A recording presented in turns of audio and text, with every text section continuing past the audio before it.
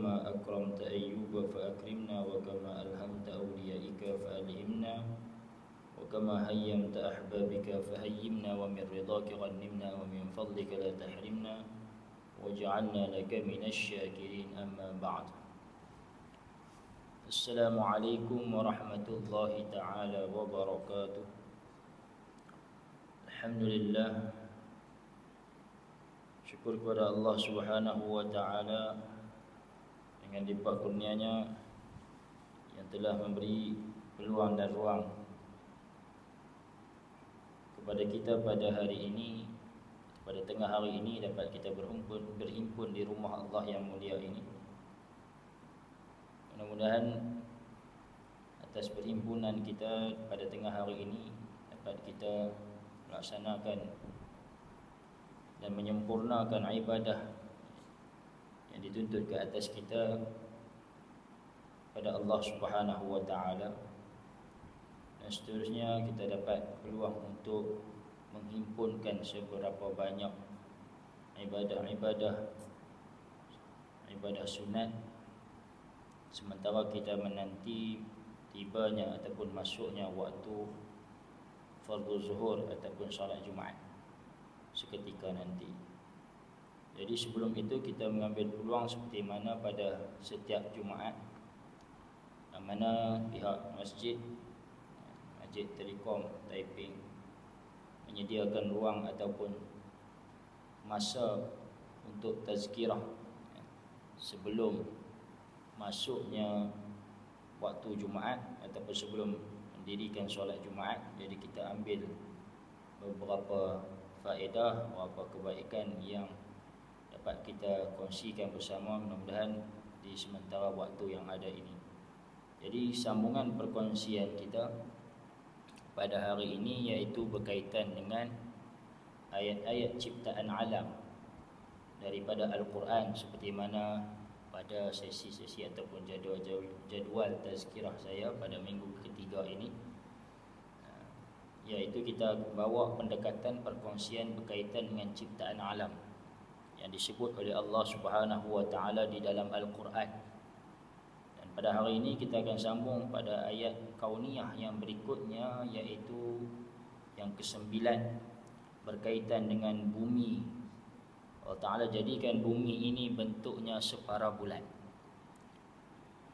Allah Subhanahu wa ta'ala berfirman di antaranya berkaitan dengan perihal orang musyrikin apabila ditanyakan kepada mereka tentang ciptaan alam ini.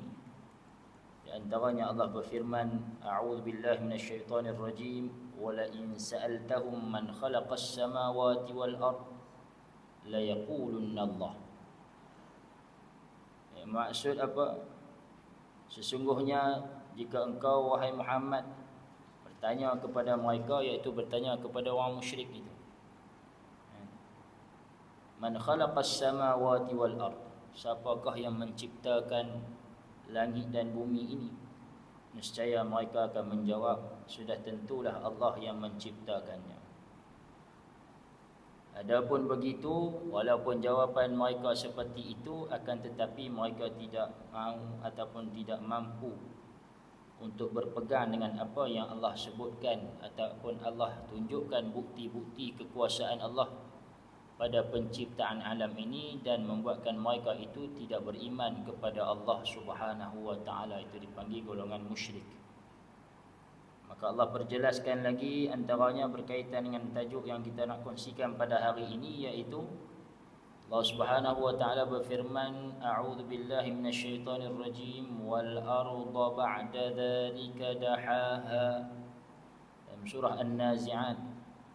Kemudian sambungannya, akhraja minha ma'aha wa mar'aha wal jibala arsaha, dan seterusnya. Di surah An-Nazi'at ayat yang ke-30 Allah berfirman, dan bumi sesudah itu dihamparkannya.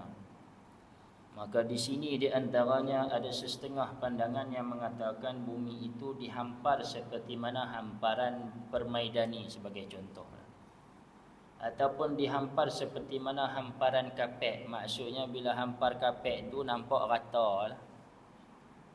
hamparan perbaidani kapek tu begitulah antaranya, ataupun kita melihat pada yang ada di depan mata kita ni, bumi yang kita duduk ni. Sebab apa yang kita melihat itu nampak rata. Bila kata nampak rata, macam seolah-olah bumi yang kita duduk ini adalah rata lah maksud dia. Maka Quran juga sebut dahaha, dihamparkannya. Jadi hampar ni benda rata lah no. Benda tak rata nak hampar lagu mana?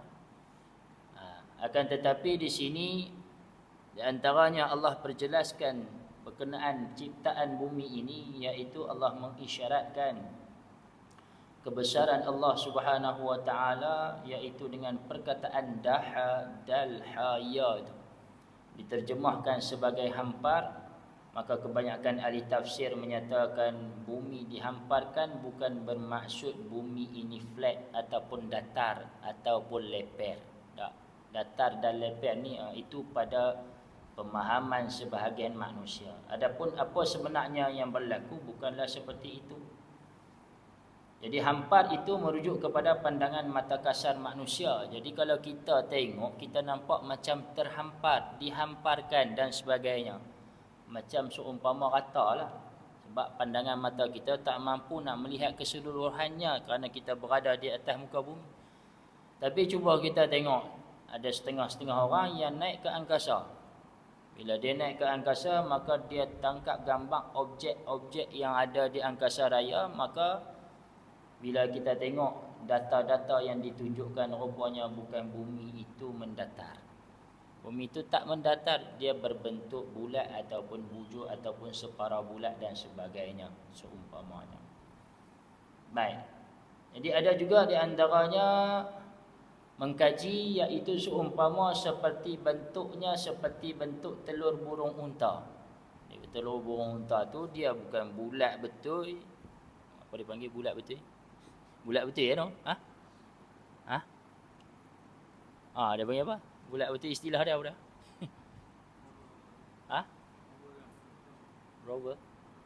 Apa lebih kurang saya pun tak. Tapi macam itulah, maksudnya bulat sama kan? Bulat segi bulat tu. Tapi disebut di sini antara seperti telur burung unta, maknanya dia seolah-olah seperti membujur sikit. Begitulah umpamanya.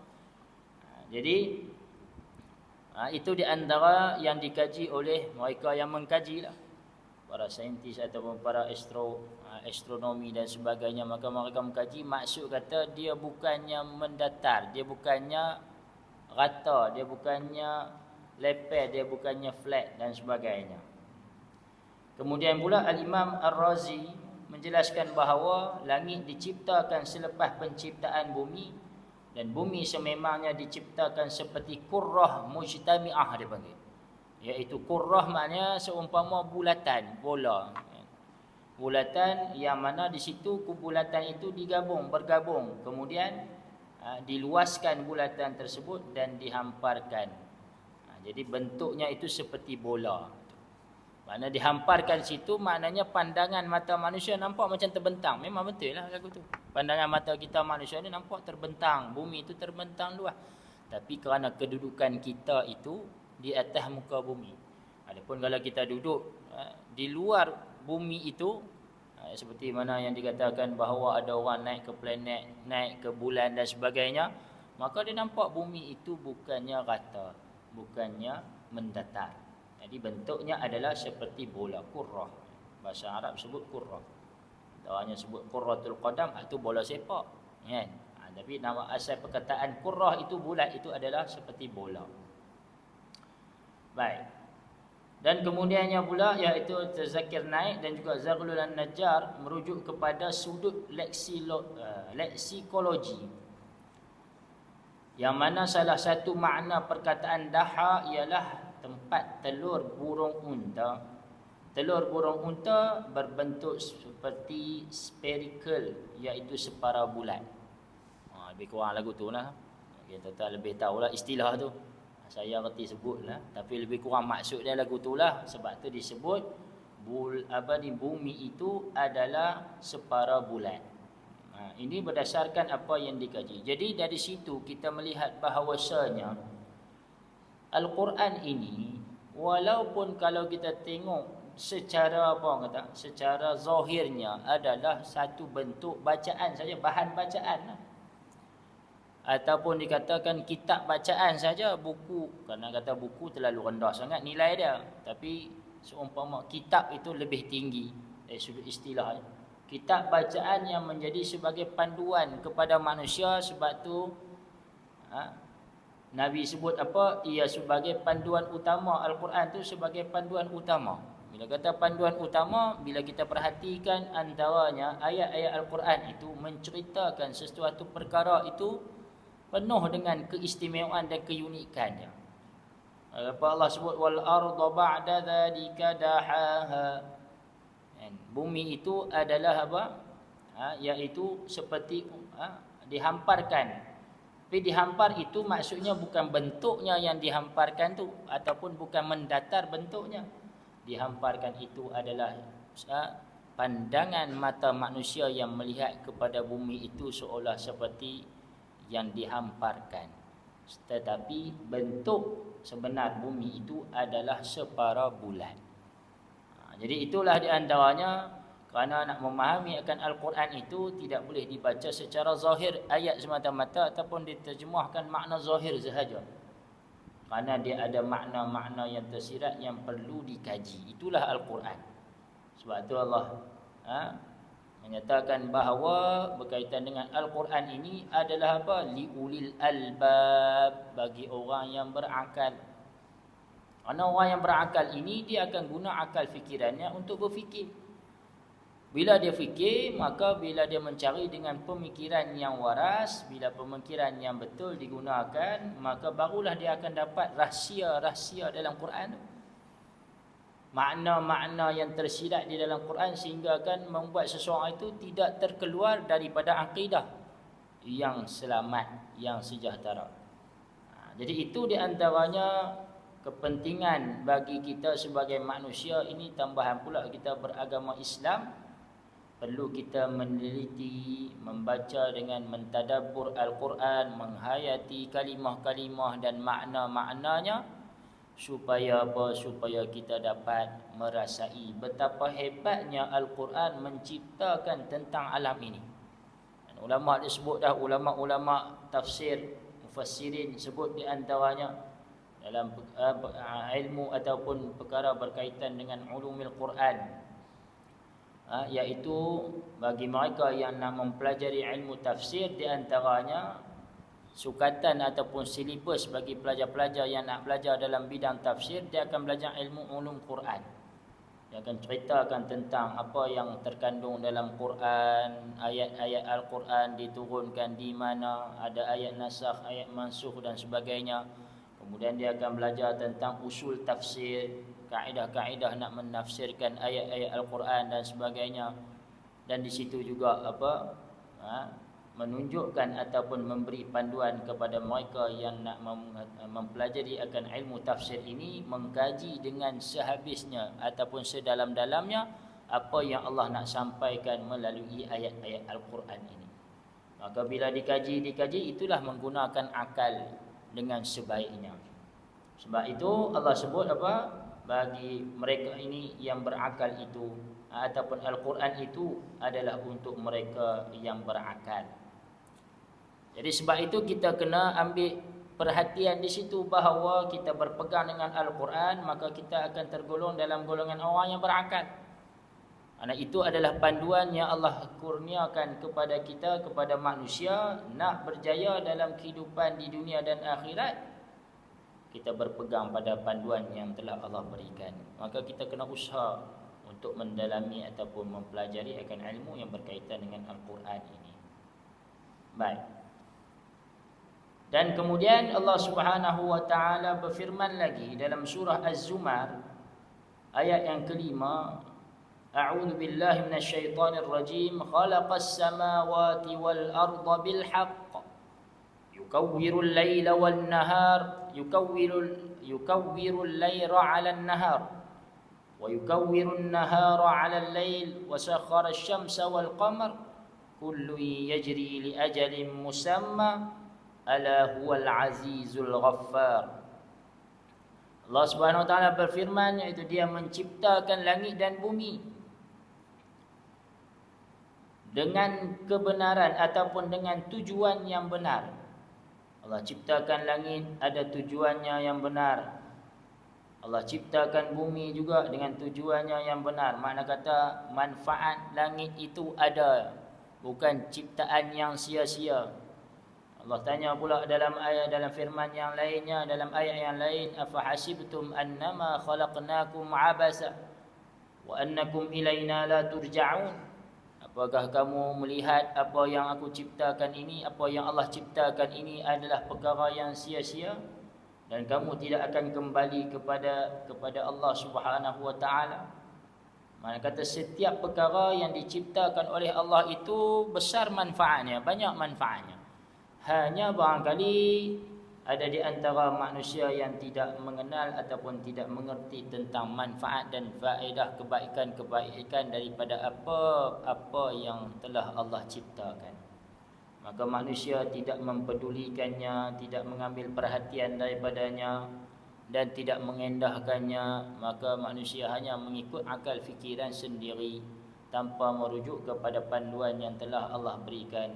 Maka beradalah mereka itu ataupun jadilah mereka itu berada dalam keadaan yang rugi.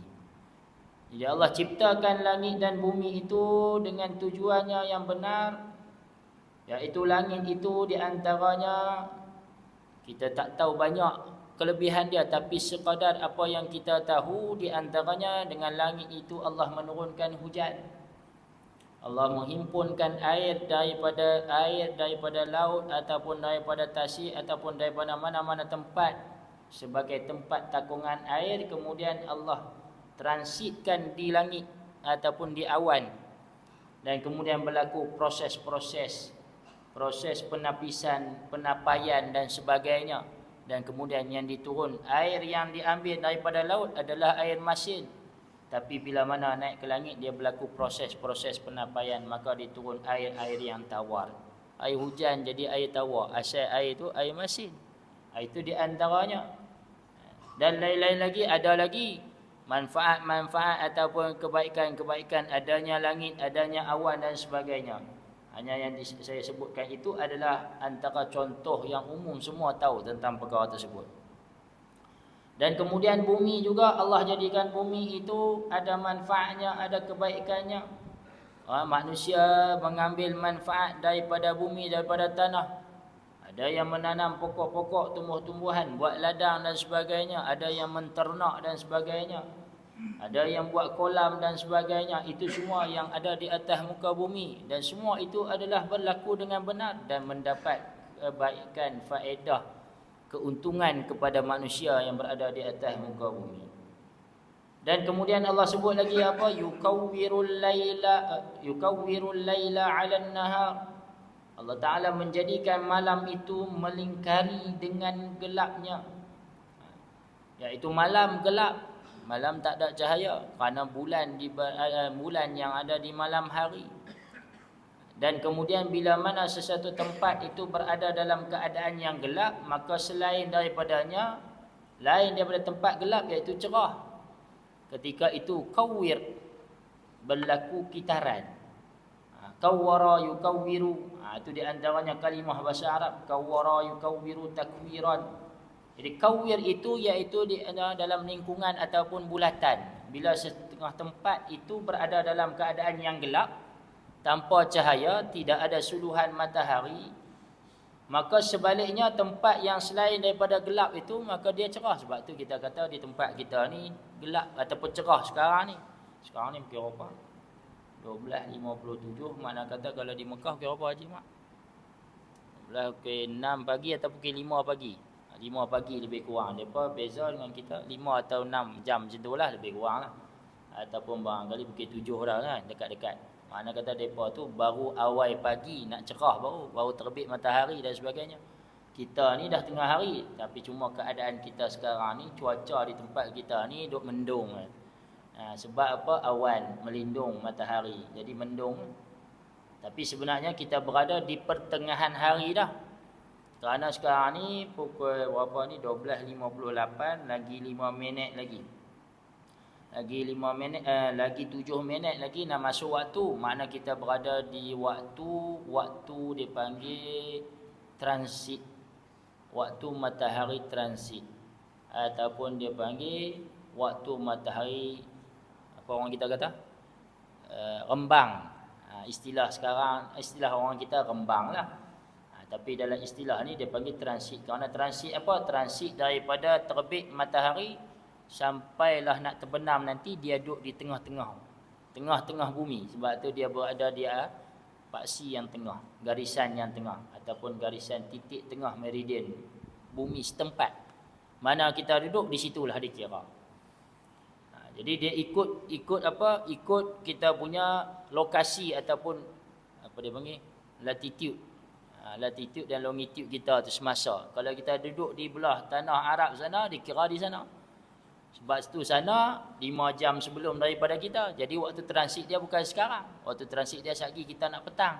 Dia baru nak masuk pada waktu transit waktu tu. Begitulah. Jadi berdasarkan masa ataupun waktu setempat. Jadi bilalah sekarang kita di sini dah sampai tengah hari, mereka di sana iaitu di awal hari, kan, baru mula terbit matahari dan sebagainya. Ada setengah tempat yang lain barangkali pada waktu malam. Kalau waktu malam di negara mana kalau sekarang ni? Tak teringat, nak kena buka Google je. Hak tu tak apa, buka cek lokasi mana yang gelap. Biasanya begitulah. Dan barangkali mungkin sebelah Eropah, sebelah Amerika Selatan sana barangkali mungkin masih gelap. Biasanya lagu tu lah, no? Brazil kan, belah Brazil, belah Amerika barangkali gelap lagi waktu ni. Mereka bila kita gelap, mereka siang, mereka cerah. Yang setahu saya lebih kurang lagu tu lah. Kerana duk tengok-tengok orang-orang yang duk main saham luar negara tu. Dia hidup waktu malam, dia berjaga waktu malam. Dan dia kena standby waktu malam kerana waktu tu kaunter mereka buka. Lebih kurang lagu tu. Hak ni selingan lah. Tak ada kaitan dengan ayat yang nak cerita. Kerana nak tengok perbezaan waktu tu. Jadi belah sana malam, kita siang. Belah kita malam, sana siang. Itulah. Jadi ketika itu Allah sebut dalam ayat ini, dalam surah Az-Zumar ini, yukawwir. Makna kata sebelah tempat yang malam, yukawwirul laila 'alan nahar. Jadi sebelah tempat yang malam, maka sebahagian lagi yang balik di belakang dia ke di bawah tu, mengikut kitaran bumi ataupun bulatan bumi itu, sebahagian lagi berada pada waktu yang cerah, waktu siang. Wa yukawwirun nahara 'ala al-lail, begitu juga. Jadi di tempat yang malam pada awalnya, maka akan berubah kepada siang juga. Jadi menunjukkan bumi itu berputar. Sebelum ni kita ada berkongsi berkenaan dengan bumi itu berputar ataupun matahari pun bergerak. Matahari bergerak, iaitu apa? Wasyamsu tajri li mustaqarril laha. Matahari dia bergerak. Kan? Ada setengah dia faham matahari tak bergerak. Hak keliling dia aja yang bergerak. Jadi kalau keliling dia saja yang bergerak, maka tak sempurnalah pergerakan yang Allah ciptakan, semua bergerak sebenarnya. Sebab ayat Quran dah disebut, wasyamsu tajri li mustaqarril laha. Zalika taqdirul azizil alim. Jadi itu disebut antaranya pergerakan itu seperti pergerakan apa? Woten apa nama dia tu. Jadi dia matahari dia bergerak sambil berputar, kemudian keliling dia objek itu dia bergerak. Bergerak mengelilingi matahari. Itulah pergerakan objek-objek yang ada di angkasa raya sana. Baik. Jadi berbalik pada ayat tadi, begitulah hari yang mana waktu sebahagian tempat itu malam dan sebahagian tempat ini siang, maka dia akan bertukar. Dia akan bertukar kepada yang malam menjadi siang, yang siang menjadi malam. Wasakhkhara asy-syamsa wal qamar. Dan kemudian Allah Ta'ala menundukkan matahari dan bulan. Kullu yajri li ajalin musamma. Masing-masing berjalan menurut waktu yang ditentukan. Inilah menunjukkan apa? Bahawasanya semua objek yang Allah ciptakan di angkasa ni, di cakrawala ini, semua taat kepada perintah Allah, tak pernah ingkar. Mana sebab? Kerana apa? Kerana pergerakan mereka perjalanan mereka itu menurut waktu yang ditetapkan. Yukawwirul laila 'alan nahar, jadi setengah tempat bumi ni Allah Taala perintahkan malamlah di tengah tempat itu, di setengah tempat itu, maka matahari dia duduk di balik yang lain. Balik hak gelap hak malam tu dia tak suluh. Hanya suluh berdasarkan bulan lah. Dia suluh kepada bulan, maka setengah tempat itu nampak cahaya bulan. Seperti contoh bulan purnama tu. Jadi bulan purnama ni bulan penuh, bulan cerah. Maka di situ kita nampaklah sikit tempat-tempat yang mana kena tempiah cahaya bulan purnama tu dia nampak. Tapi tempat yang tak kena tempiah cahaya bulan purnama tu maka dia gelap. Tak nampak sepenuhnya. Begitulah umpamanya. Jadi semua itu disebut apa? Wasyams wasakhara asy-syamsa wal qamar, iaitu matahari dan bulan tunduk kepada perintah Allah, yang mana kedua-dua itu berjalan, yakni menurut perintah berdasarkan waktu yang telah ditetapkan oleh Allah Subhanahu wa taala. Jadi di sini di antaranya menunjuk perkataan kawir itu, iaitu digunakan makna yang mirip kepada bulat. Seperti mana melilit serpan di kepala yang bulat. Jadi lilitan itu menunjukkan makna kawir, mengelilingi ataupun makna bulat. Dan kemudian melipat sesuatu secara membulat juga digunakan perkataan kawir.